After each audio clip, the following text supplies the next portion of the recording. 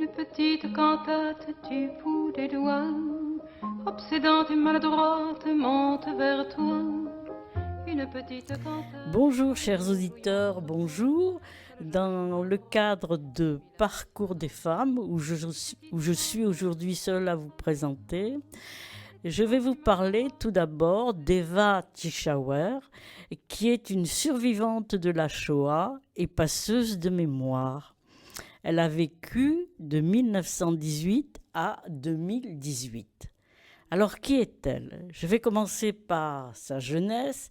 Elle est née le 26 janvier 1918 à Berlin, quelques mois avant la fin de la Première Guerre mondiale, dans une famille juive ashkénaze, famille aisée de la bourgeoisie franc-maçonne dans le quartier huppé de Berlin qui s'appelle Charlottenburg. Elle est la fille de Theodor Tischauer, né lui-même le 18 février 1891, et d'Erna, née Ehlert, née en 1892 à Berlin. Théodore, son père, est avocat et notaire. Il envisage le mariage à la fin de son service militaire, mais ne peut le faire à cause de la guerre qui oblige les deux jeunes fiancés à rester 4 ans fiancés. En 1917, il bénéficie enfin d'une permission spéciale pour convoler en justes noces.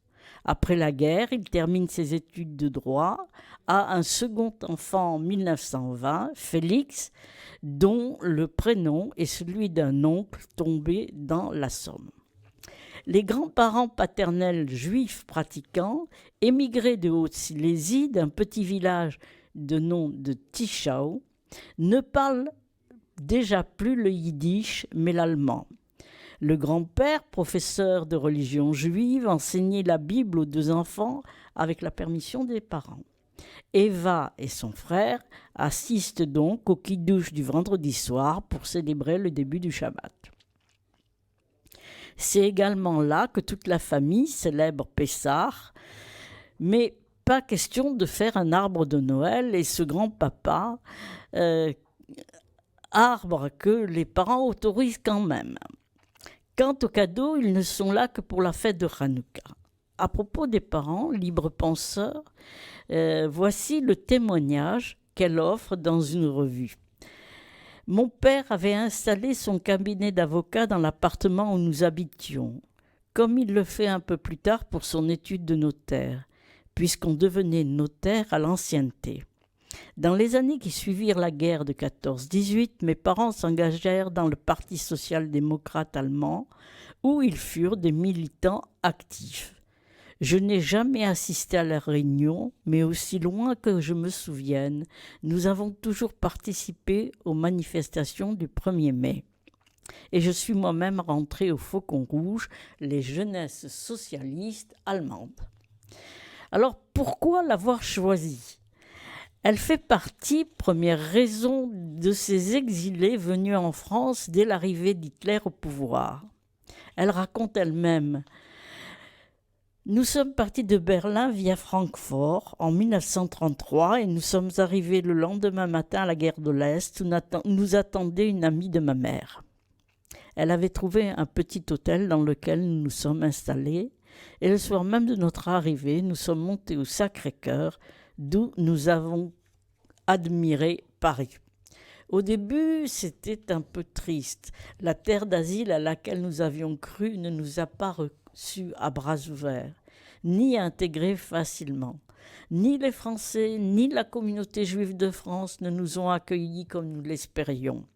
D'une certaine manière, nous faisions peur. Nous nous sommes retrouvés donc entre émigrés allemands. Et ces émigrés ont créé une association qui, en quelque sorte, redeviennent proches de la religion, puisqu'ils, pour le Yom Kippour, ils louent une salle rue Wagram où viennent tous ces émigrés. Deuxième raison, elle a connu les difficultés rencontrées par ses parents à travers son récit. Apparaissent tous les obstacles à une intégration réussie. Son père va être confronté à des échecs successifs dans la volonté de refaire une vie. Il commence par diriger une petite fabrique de soucoupes de bakélite installée dans le garage. Premier échec. Avec courage, il se lance alors dans une formation d'ajusteur en suivant des cours du soir. Je rappelle qu'il est notaire. Deuxième échec. Cet intellectuel comprend alors qu'on ne peut être un manuel et pour aider la communauté des immigrés allemands, il revient au droit après avoir obtenu des équivalences. Il reprend le chemin de l'université et s'installe comme conseiller juridique dans son appartement du 17e. Troisième raison, à la différence de ses parents, elle est tout à fait intégrée. Admise en 4e au lycée Jules Ferry, elle a pu bénéficier d'un accueil chaleureux de la part des élèves et des professeurs. Pour perdre l'accent allemand, selon le désir de ses parents, elle accomplit un séjour au pair à Orléans dans une famille de médecins juifs et francs-maçons originaires de Russie. En 1934, sa réussite à l'examen d'entrée au lycée Jeanne d'Arc lui permet l'obtention du baccalauréat après avoir sauté 2 classes. Puis elle accède à la première année de médecine. Voilà pourquoi je l'ai retenue. Alors, que retenir d'elle ? Il y a plusieurs éléments à retenir. D'abord, son témoignage. Ensuite, elle a été raflée dans la rafle du Veldiv. Donc, elle en fournit un récit. Elle a été enfant à Drancy. Et enfin, elle a été déportée dans le camp d'Auschwitz. Elle nous laisse un très long témoignage que je ne pourrai pas lire en entier, mais que vous trouverez dans les livres à paraître.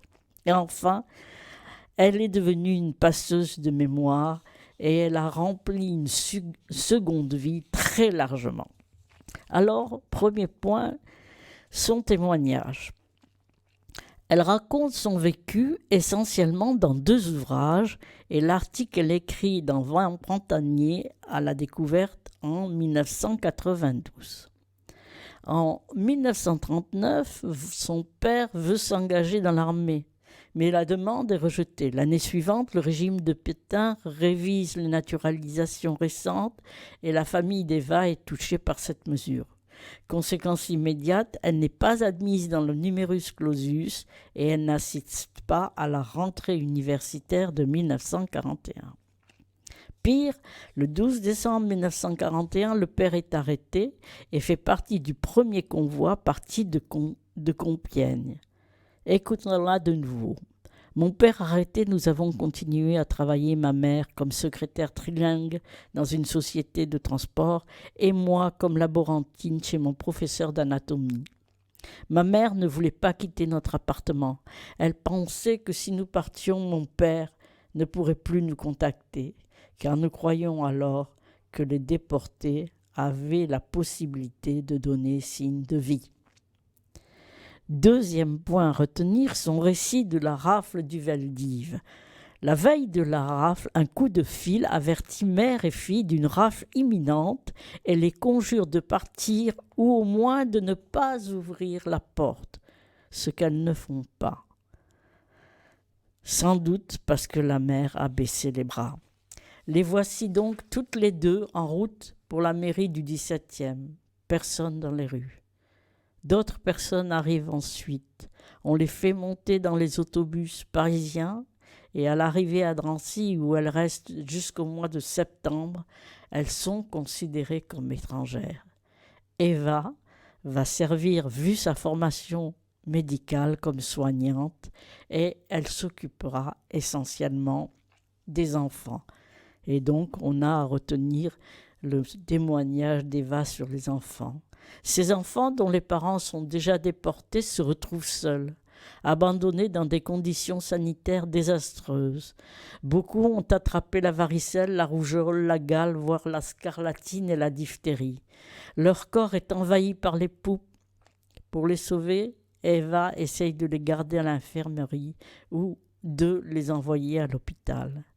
Puis vient la déportation avec sa mère et la vie dans les camps d'Auschwitz-Birkenau de septembre 1942 au 23 avril 1945. C'est énorme.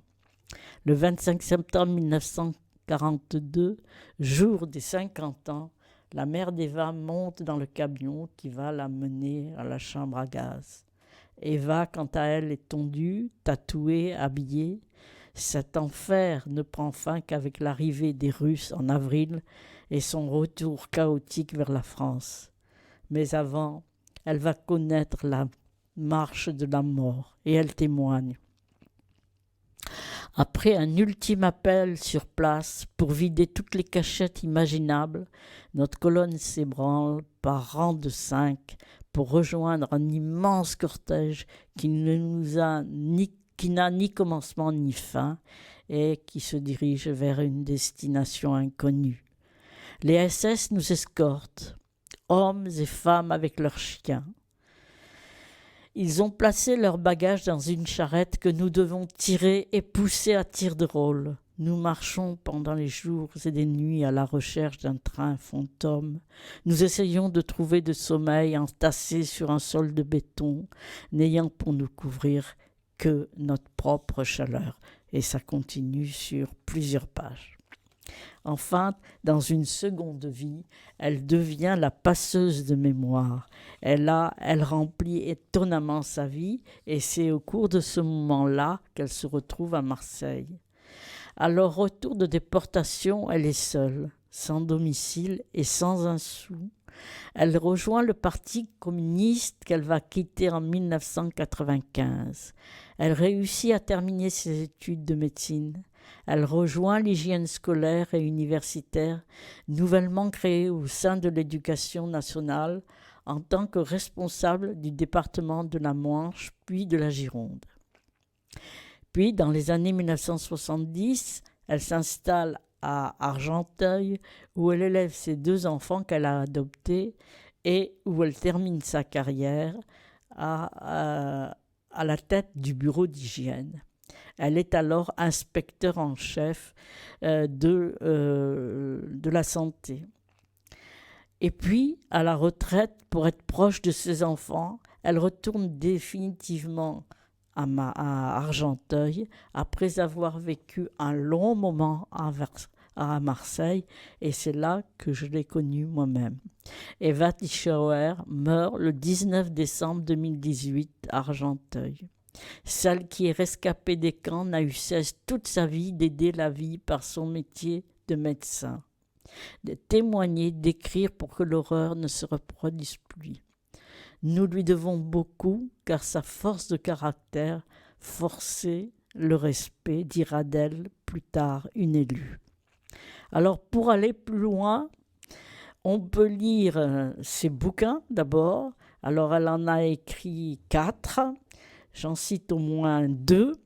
Eva Tischauer, j'étais le numéro 20832. Donc vous voyez la couverture à l'écran. Celui-là, il est édité chez l'Harmattan en 1992. Et puis, le second que je voudrais vous faire connaître, c'est Eva Tischauer. Grâce à mes yeux bleus, j'ai survécu. Aux éditions Les Impliqués en 2017, c'est le plus récent.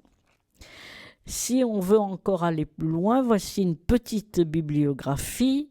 Serge Klarsfeld, le mémorial de la déportation des Juifs de France en 1978, et la mise à jour de la nouvelle édition, elle date de 2012. Et puis vous trouverez ensuite sur le site d'autres œuvres. Merci de votre écoute. Une petite cantate du bout des doigts, obsédante et maladroite, monte vers toi. Une petite cantate comme nous jouions autrefois. Seule je la joue maladroite, similaire et sol do fa. Cette petite cantate force